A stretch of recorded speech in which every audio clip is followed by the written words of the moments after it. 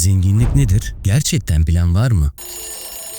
Sabahları gözünü açtığında ilk düşündüğün ne? Faturalar mı? Bugünkü toplantı mı? Yoksa hala ulaşamadığın o hayal mi? İnsan bazen her şeyin içinde olup da hiçbir şeyin parçası gibi hissetmez. Kazanıyorsun belki ama yine de içten içe bir boşluk var. Bir şey eksik.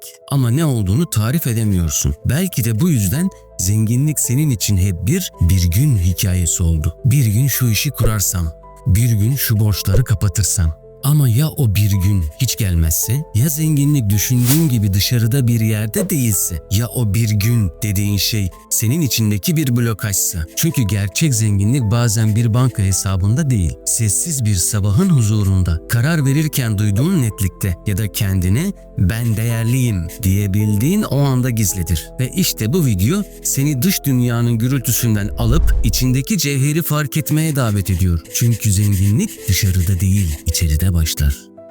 Eğer şu ana kadar anlattıklarım sende bir şeyler kıpırdattıysa, eğer sen de zaman zaman kendi içindeki boşlukla savaşıyor, daha fazlası olmalı diyorsan yalnız değilsin. Çünkü bu kanal sadece bilgi veren bir yer değil. Bak ve kazan. Seni sadece kazanmakla ilgili değil, neden ve nasıl kazandığını anlamakla ilgili bir yolculuğa davet ediyor. Para, yatırım, özgürlük gibi kavramlar burada sadece teknik bilgilerle değil, insani duygularla, içsel sorgulamalarla ele alınıyor. Çünkü gerçek kazanç sadece cebine giren değil, kalbine yerleşendir. Eğer bu sözler sende bir iz bırakıyorsa o zaman burada kal. Abone ol, bu yolculuğu birlikte yürüyelim. Çünkü bazen bir videola değil, bir bakış açısıyla hayat değişir. Zenginlik. Bu kelimeyi duyduğunda zihninde ne canlanıyor? Bir villa mı? Yurt dışında tatil? Belki lüks bir otomobil. Çoğu insan için zenginlik dışarıdan görünen birkaç sandalyeden ibaret.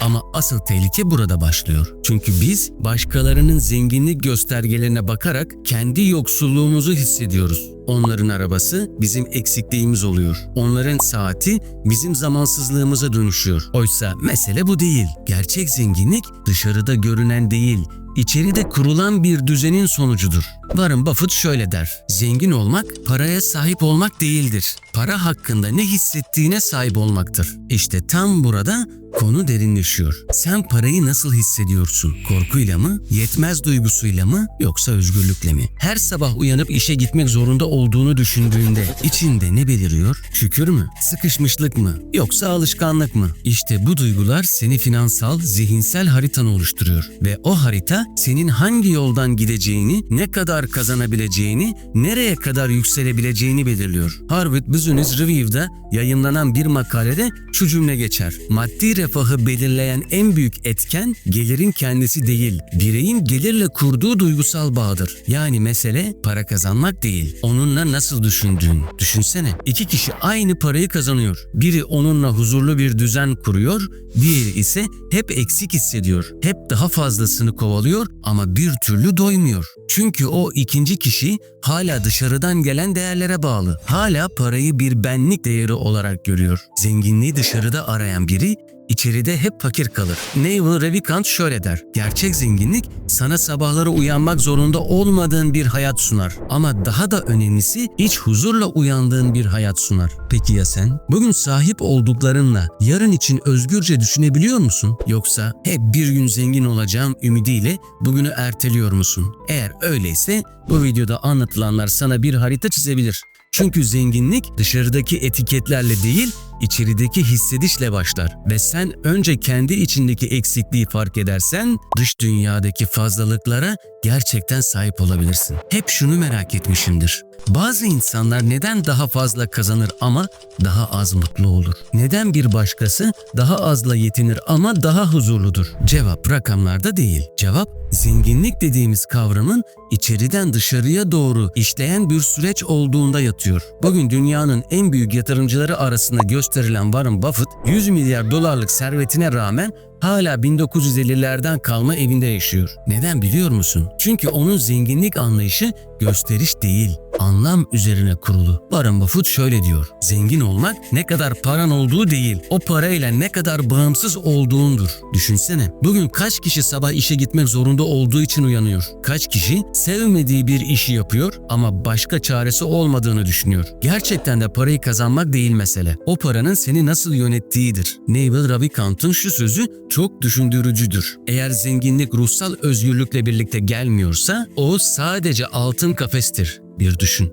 Her istediğini alabiliyorsun ama hala içten içe boşluk hissediyorsun. Çünkü gerçek bolluk alışveriş torbalarında değil, ruhsal tatmin duygusunda gizlidir. Ve biz çoğu zaman bu tatmini dışarıda arıyoruz. Başkalarının ne düşündüğüne, ne giydiğine, ne paylaştığına göre kendimizi ölçüyoruz. Ama içerideki sessizlik susturulamıyor. Peter Lynch der ki, finansal başarı mantık kadar sabır ve duygusal zeka ister. Panik eden kaybeder. Panik. İşte bu kelime çok şey anlatır. Çünkü çoğu insan yatırım kararlarını bilgiyle değil, korkuya dayandırır. Korku, kıtlık bilinci ve bu da bizi gerçek zenginlikten uzaklaştırır. Düşünsene, elinde bir fener var ama onu hep başkasının yüzüne tutuyorsun. Kendi yolunu aydınlatmak yerine onların ne yaptığını izliyorsun. Oysa asıl soru şu: sen ne yapıyorsun? İçindeki değeri fark ettin mi? Gerçekten kendine yatırım yapıyor musun? Yoksa sadece geçici tatminler peşinde mi koşuyorsun? Bak, bu hayatta herkes kazanabilir ama herkes kendi içindeki zenginliği bulamaz. Çünkü o yol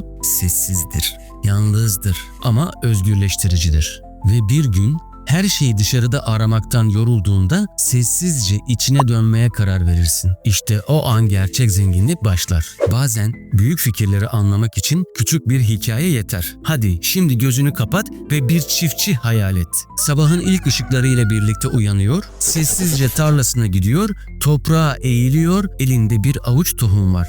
Ne kadar küçükler değil mi? Ama o tohumların içinde koca bir hasat gizli. Çiftçi bunu biliyor.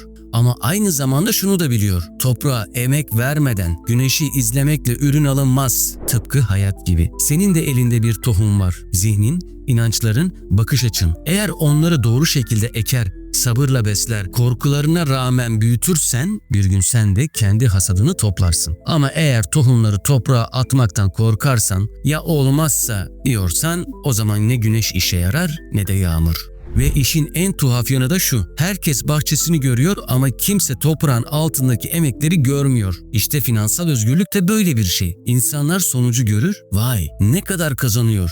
Ama kimse sormaz. Acaba bunun için ne kadar sabır gösterdi? Ne kadar içsel engeli aştı? Kaç kez tökezledi? Şimdi başka bir örnek düşün. Bir marangoz bir masayı işlerken önce tahtaya bakar. Yüzeyi pürüzlüdür, yamuktur belki. Ama o bilir, emekle, zamanla, sabırla o tahtayı parlatacak ve sonunda ortaya çıkan eser sadece fiziksel değil, kişisel bir başarı olacak. Tıpkı senin finansal yolculuğun gibi.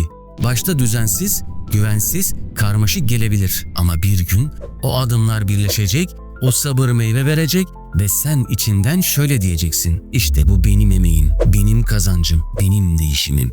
Çünkü dışarıdan zenginleşen herkesin içeride başlamış bir hikayesi vardır ve senin hikayen daha yeni başlıyor. Ve koca bir taş bloğunun önünde duran bir heykeltıraşı hayal et. Elinde sadece bir çekiç ve bir keski var. Önündeki taş ise şekilsiz, kaba, sıradan. Ama o taşın içinde bir eser var ve bunu sadece o görüyor. Günlerce, haftalarca, bazen aylarca o taşa vuruyor. Parçalar dökülüyor, kimileri bakıp anlamıyor. Boşuna uğraşıyor diyorlar ama o biliyor. Her vuruş onu gerçeğe bir adım daha yaklaştırıyor. Bir gün geliyor, taş artık bir şekle bürünmüş. Heykel beliriyor ve herkes şaşkınlıkla bakıyor. Nasıl yaptın bunu? Cevap basit ama derin. Ben hiçbir şey eklemedim. Sadece fazlalıkları aldım. İşte finansal zenginlik de böyle bir şey. Bir gecede şekillenmez. Vurursun, bazen isabetle, bazen yanlış.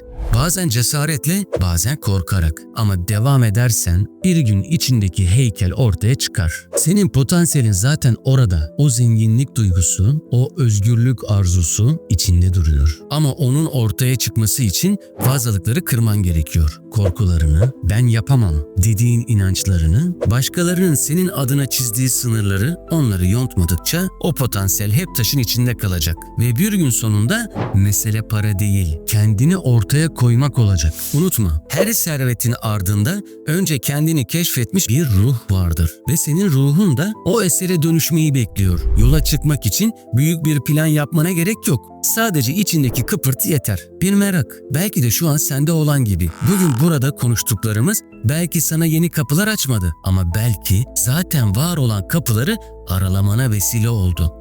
Çünkü finansal özgürlük sadece para kazanmak değildir. O bir uyanıştır, bir fark ediştir. Benim hayatım böyle olmak zorunda değil diyebilmektir. Ve bu fark ediş bazen bir videola başlar, bazen tek bir cümlede, bazen de senin şu an hissettiklerinde. Eğer içinden bir ses bu yolculuğa devam etmeliyim diyorsa o sesi dinle. Çünkü iç sesin asla tesadüfen konuşmaz. Ve eğer bu anlatılanlar sana dokunduysa senin gibi hisseden bir dostunla da paylaş. Belki onun için de bir başlangıç olur. Burada Bak ve Kazan kanalında sana sadece finansal bilgiler değil, kendini yeniden inşa etme cesareti veriyoruz. Eğer bu yolculuğa sen de inanıyorsan abone ol ve bu küçük topluluğun büyük değişiminde sen de yerini al. Unutma, zenginlik dışarıdan başlasaydı içimiz bu kadar eksik hissetmezdi. Gerçek zenginlik içeride bir ışık yandığında başlar ve sen o ışığın farkına vardığında artık hiçbir şey eskisi gibi olmaz.